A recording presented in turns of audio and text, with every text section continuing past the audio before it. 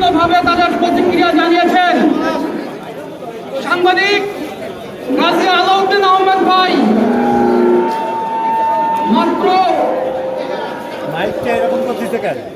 মাত্র এক লাইনে সবচেয়ে তাৎপর্যপূর্ণ কথাটি বলেছেন। গাজী আলাউদ্দিন আহমেদ ভাই লিখেছেন, নিহতের জানাজায় খুনির অংশগ্রহণ। এর নিচে যারা ফেসবুকে ওই স্ট্যাটাস করেছেন তারা কমেন্ট করেছেন। আমি বিশ্বাস করি ওই কমেন্টগুলো যদি আপনারা শুধু দেখেন, ওইগুলো বিশ্লেষণ করেন, তাহলে বুঝতে পারবেন যে শ্রমিক নামধারী যারা খুলনা প্রেস ক্লাবে মোস্তফা সরোয়ারকে খুঁজতে এসেছিল, মোস্তফা সরোয়ারকে না পেয়ে যারা তরিকুল ইসলাম সহ অন্যদের সাথে দুর্ব্যবহার করেছে, ঔদ্ধত্যপূর্ণ আচরণ করেছে, তারাই প্রেস ক্লাবেরই কারো না কারো আমন্ত্রণে এখানে এসেছে, এটি প্রমাণিত। তারা কারা?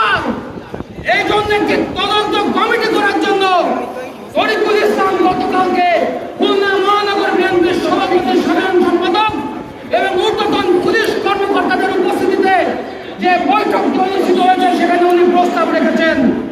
আমি দৃঢ়তার সাথে অবিলম্বে একটি কমিটি গঠনের দাবি জানাচ্ছি। গতকালকে রাত্রে খুলনা প্রেস ক্লাবের পক্ষ থেকে 4 জনকে নাম উল্লেখ করে একটি মামলা দায়ের করা হয়েছে।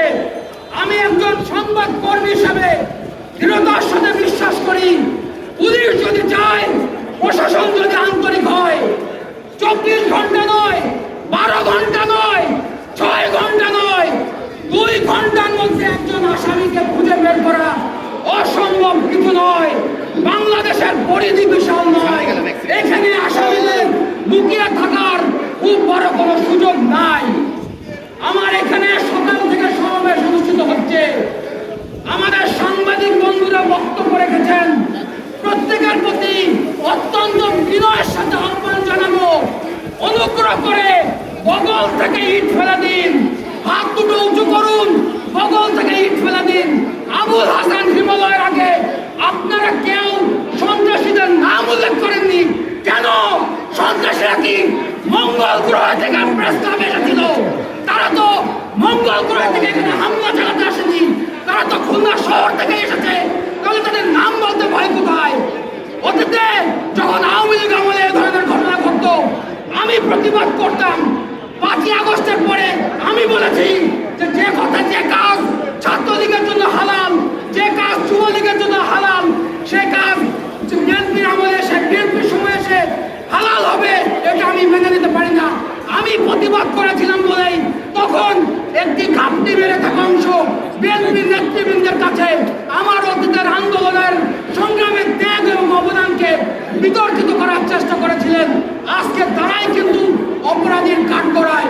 আমি আশা করব এই ধরনের যে ন্যাক্কারজনক ঘটনা ঘটেছে, এই ঘটনার যেন পুনরাবৃত্তি না ঘটে, এবং না ঘটতে চাইলে অবশ্যই যারা এখানে এসেছেন শ্রমিক দলের নেতারা 21 নম্বর ওয়ার্ড থেকে আমরা সবাই জানি, তাদেরকে খুঁজে বের করা হোক।